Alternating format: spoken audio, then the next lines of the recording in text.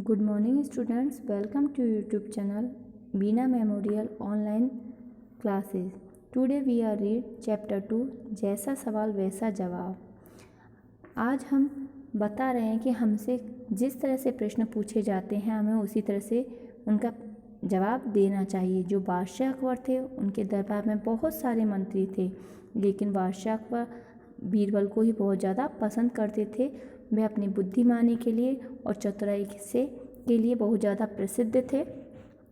इसीलिए जो बादशाह अकबर थे वह उनको बहुत पसंद करते थे, और जो अन्य दरबारी थे वह अकबर के सामने बीरबल को नीचा दिखाने के लिए तरह तरह से प्रयत्न करते थे। बादशाह अकबर अपनी मंत्री बीरबल को बहुत पसंद करता था। बीरबल की बुद्धि के आगे बड़े बड़ों की कुछ नहीं चल पाती थी। इसी कारण कुछ दरबारी बीरबल से जलते थे। वे बीरबल को मुसीबत में फंसाने के तरीके सोचते रहते थे। अकबर के एक खास दरबारी ख्वाजा सरा को अपनी बुद्धि और विद्या पर बहुत अभिमान था। जो ख्वाजा सरा थे उनको अपनी बुद्धि पर और विद्या पर बहुत ज़्यादा घमंड था। बीरबल को तो वे अपने सामने निरावालक और मूर्ख समझते थे, लेकिन अपने ही मानने से तो कुछ होता नहीं है। दरबार में बीरबल की ही तूती बजती थी, यानी कि दरबार में बीरबल की ही बात को सुना जाता था। ख्वाजा साहब की बात ऐसी लगती थी जैसे नक्कार खाने में तूती की आवाज़। ख्वाजा साहब की आवाज़ तो ऐसी लगती थी जैसे नगाड़ों के बीच में तूती बजाई जा रही हो। ख्वाजा साहब की चलती तो वो बीरबल को हिंदुस्तान से निकलवा देते, लेकिन निकलवाते कैसे। एक दिन ख्वाजा ने बीरबल को मूर्ख साबित करने के लिए बहुत सोच विचार कर कुछ मुश्किल प्रश्न लिए। उन्हें विश्वास था कि बादशाह उन प्रश्नों को सुनेंगे तो जो है बीरबल उनके चक्के छूट जाएंगे। वह लाख कोशिश करके भी संतोषजनक उत्तर नहीं दे पाएगा। फिर बादशाह मान लेगा कि ख्वाजा सरा के आगे बीरबल कुछ नहीं है।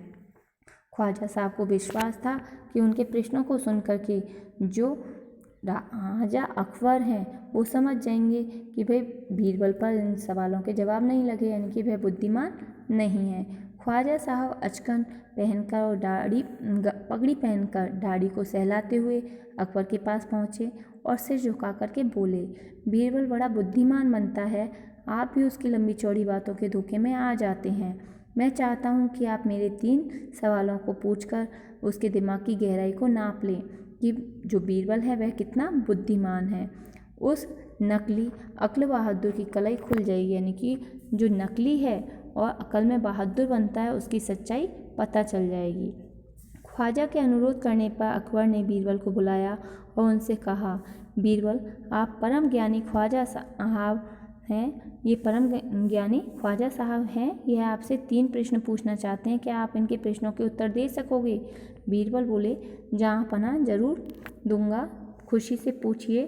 ख्वाजा साहब ने अपने तीनों सवाल लिखकर बादशाह को दे दिए। अकबर ने बीरबल से ख्वाजा साहब का पहला प्रश्न पूछा कि संसार का केंद्र बिंदु कहाँ है। बीरबल ने तुरंत जमीन पर अपनी जो छड़ी थी उसको गाड़ दिया और उत्तर दिया, यही स्थान चारों ओर से दुनिया के बीचों बीच पड़ता है। यदि ख्वाजा साहब को विश्वास न हो तो फीते की सहायता से सारी दुनिया को नाप कर देख लें और बता दें कि भाई मेरी बात गलत है। अकबर ने अब दूसरा प्रश्न किया कि आकाश में कितने तारे हैं। बीरबल ने एक भेड़ मंगवा कर कहा, इस भेड़ के शरीर में जितने बाल हैं उतने ही तारे आसमान में हैं। तो बीरबल ने क्या किया, एक भेड़ को मंगवाया और कहा कि महाराज, इस भेड़ के शरीर पर जितने बाल हैं उतने ही इस संसार में तारे हैं। ख्वाजा साहब को इसमें अगर कोई संदेह है, विश्वास नहीं है, तो वो बालों को गिनकर तारों की संख्या से तुलना कर सकते हैं। अब अकबर ने तीसरा सवाल किया, संसार की आबादी कितनी है। बीरबल ने कहा, जहाँ पना संसार की आबादी पल पल घटती और बढ़ती रहती है, क्योंकि हर पल लोगों का मरना और जीना लगा रहता है, यानी कि हर एक सेकंड में कोई व्यक्ति मर जाता है तो कोई बच्चा जन्म लेता है। तभी अब क्या है, उनको एक साथ जब इकट्ठा कर दिया जाएगा तभी उनको गिन करके ठीक ठीक संख्या बताई जा सकती है। बीरबल तो जो बादशाह थे वह तो बीरबल के उत्तरों से संतुष्ट हो गए, लेकिन ख्वाजा साहब अपनी नाक और मुँह सिकोड़ते हुए, यानी कि गुस्सा होते हुए बोले, ऐसे गोलमोल जवाबों से काम नहीं चलेगा जनाब। बीरबल बोले, ऐसे सवालों के ऐसे ही जवाब होते हैं। आपने अब बीरबल ने कहा कि भाई आपने मुझसे जिस तरह के प्रश्न पूछे मैंने उसी तरह से आपको जवाब दे दिया। अगर आपको लगता है कि मेरे जवाब गलत हैं, पहले मेरे जवाबों को गलत साबित कर दीजिए और तब आगे बढ़िए। ख्वाजा साहब फिर कुछ नहीं बोल सके। तो उनको पता चल गया कि भाई जो बीरबल है वो बहुत ज़्यादा बुद्धिमान है। अब उनके सवालों का कोई और दूसरा जवाब हो नहीं सकता। उन्होंने बीरबल को नीचा दिखाने के लिए काफ़ी प्रयत्न किया, लेकिन वह कर नहीं पाए। थैंक यू, धन्यवाद।